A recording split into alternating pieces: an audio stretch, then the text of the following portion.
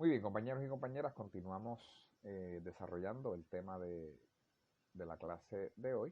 Seguimos con la guerra civil, pero estamos viendo los protagonistas de este periodo de la historia de los Estados Unidos. Estábamos hablando de Abraham Lincoln, estábamos hablando que, ¿verdad? Por un lado, aunque no creía en la abolición, o sea, aunque creía, perdón, en la abolición de la esclavitud, por otro lado, hizo gestiones firmando el Homestead Act en 1862 para comenzar una empresa de colonización del territorio del oeste. Así que vemos una paradoja histórica.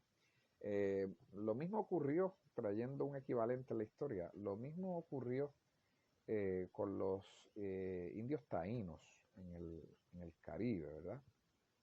Y en México, con Fray Bartolomé de las Casas, que por un lado este sacerdote se pronunció en contra, ¿verdad?, de lo que era el maltrato que se le sometía a los indígenas, pero se olvidó de la esclavitud negra, ¿verdad? Era como que lo contrario, pero una misma paradoja, un mismo principio paradójico y contradictorio.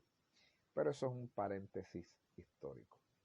Eh, Ahora bien, Abraham Lincoln, ese mismo año, en el año 1862, él va a proponer una abolición gradual de la esclavitud. ¿Por qué Abraham Lincoln va a proponer una abolición gradual? Bueno, pues fue una estrategia en medio de la guerra para poder generar un acercamiento con los estados del sur y ver si se podía establecer un tipo de negociación para culminar la guerra. Sin embargo, el sur no quiso, ¿verdad? O sea, el sur no estaba dispuesto a negociar absolutamente nada que no fuera la secesión, o sea, que no fuera la separación de la Unión. Así que esta estrategia de Lincoln de proponer una abolición gradual, paulatina, no inmediata de la esclavitud, pues no tuvo éxito. No tuvo éxito, así que la guerra continuó, ¿verdad?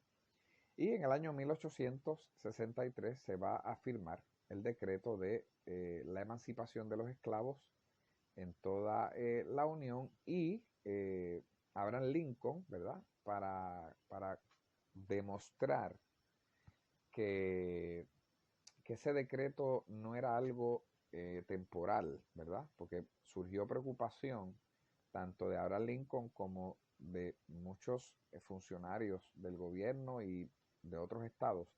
Surgió la preocupación de que se interpretara que esa acta que firmaba Abraham Lincoln de emancipación de los esclavos fuese algo temporal, ¿verdad? Que no fuese algo permanente.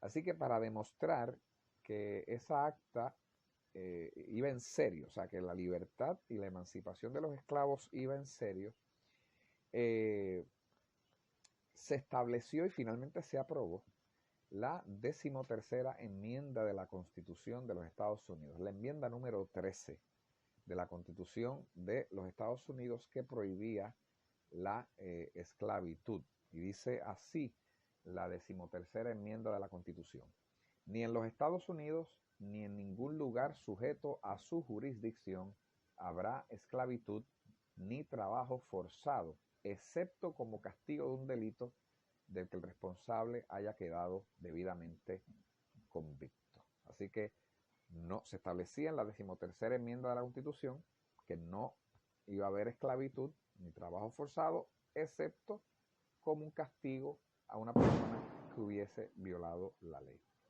Así que eso ocurrió, esta enmienda de la Constitución se aprueba el 31 de enero de 1865.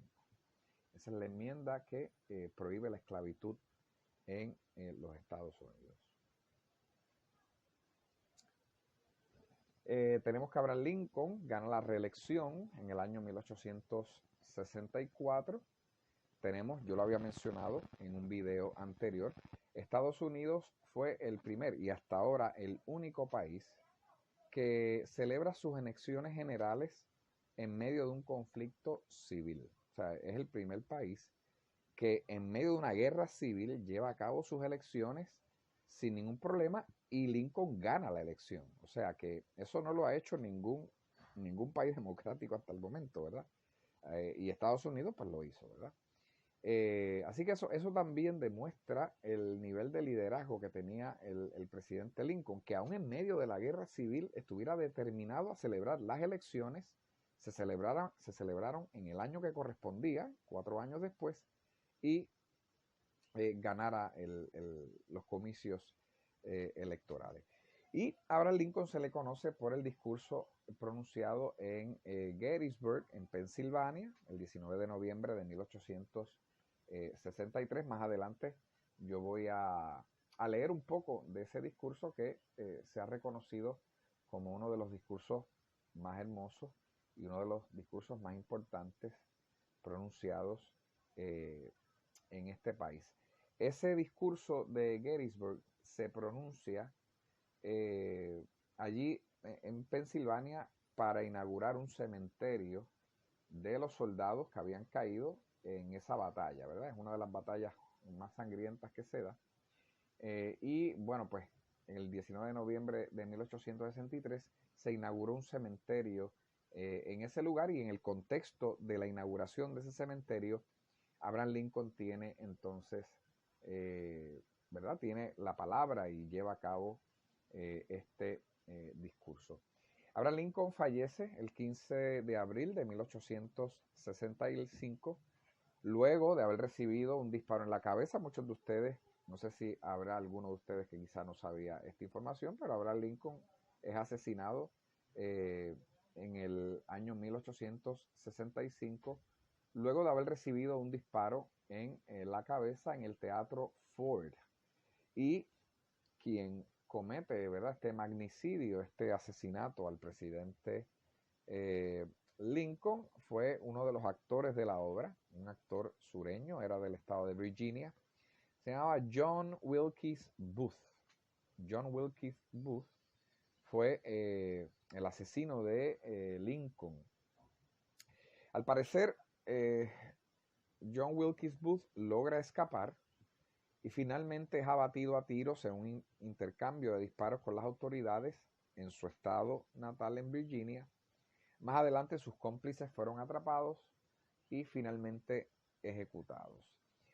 Así que lamentablemente, ¿verdad? Abraham Lincoln paga con su vida lo que fue sus determinaciones políticas, ¿verdad? Vemos cómo lamentablemente este funcionario, este presidente del país, pagó con su vida las decisiones que decidió defender, ¿verdad? Así que esto nos habla de cuán violento, cuán efervescente era realmente este tema de la esclavitud y cómo este tema ciertamente marcó a este país, ¿verdad? Como yo les mencioné en el otro video, esto es un tema que las heridas todavía están muy presentes. O sea, todavía en algunos estados del sur, todavía creo que es en Carolina del Sur, si no me equivoco, si no tengo el dato equivocado, todavía en el Capitolio de Carolina del Sur está enarbolada la bandera confederada, que es la bandera que tiene un fondo rojo con dos franjas azules entrecruzadas formando una X y con 13 estrellas, ¿verdad? Representando los estados sureños. Así que esa bandera está prohibida, ¿verdad? No obstante, en algunos estados todavía, en algunos estados del sur todavía es izada y es mostrada, y muchos grupos que se consideran supremacistas blancos la utilizan en sus manifestaciones públicas. Así que esto fue un acto, esto fue un evento, esto fue una coyuntura histórica que traumatizó a este país, impactó profundamente a este país, y estos actos pues definitivamente lo demuestran. Otro de los protagonistas de este evento civil fue Ulysses Grant. Fue uno de los generales por parte del ejército de la Unión. Así que Ulysses Grant fue el gran líder de las tropas de la Unión. Una de las virtudes que tenía Ulysses Grant era que, ¿verdad?, era una persona con mucho temple, con mucha determinación. Una persona con temple es una persona que cualquier cosa, o sea, nada lo puede sacar de sí. Es una persona que tiene bastante control de sí misma ante situaciones estresantes, ante situaciones, ¿verdad? Que pueden ser, ¿verdad? Amenazantes. Son personas que se mantienen en su lugar, que se mantienen en control. Así que una de las características y de las virtudes que tenía Ulises Grant era que era una persona con gran temple y con una alta capacidad de concentración en los momentos más intensos. Así que eso es muy importante, sobre todo en este tipo de escenario, en este tipo de contextos de guerra. Ulises Grant ya había participado en la guerra contra México en los años 1846 a 1848 y eventualmente, varios años después del fallecimiento de Lincoln, fue electo presidente número 18, ¿verdad? El 18º presidente de los Estados Unidos. Así que Ulises Grant fue el héroe ¿verdad? Uno de los grandes héroes de las tropas del ejército de la Unión del Norte, los estados del norte. Otro protagonista también era otro general del ejército del norte o del ejército de la Unión. Se llama William Sherman, general William Sherman. Y el general Sherman fue maestro, era educador, era escritor, o sea, una persona culta, era una persona orientada a las letras. Sin embargo, en el general Sherman se combinaban dos naturalezas. Por un lado, era una persona muy culta, muy orientada a las letras, muy orientada a la literatura, muy orientada a la erudición, pero por el otro lado, era una persona sumamente sádica y sumamente cruel en sus ataques en el contexto de la guerra civil. El coronel William Sherman es elogiado por muchos y criticado también por muchos porque se le conoce o se le conoció a William Sherman como un general muy cruel, ya que utilizó unas estrategias de guerra que se conocían como tierra arrasada. O sea, al parecer William Sherman en sus estrategias de guerra, cuando entraba a algún sector, cuando invadía algún tipo de territorio, cuando llegaba a algún sector, arrasaba con todo lo que había, ¿verdad? Y muchos consideraban que estas medidas eran crueles y muy sádicas, ¿verdad?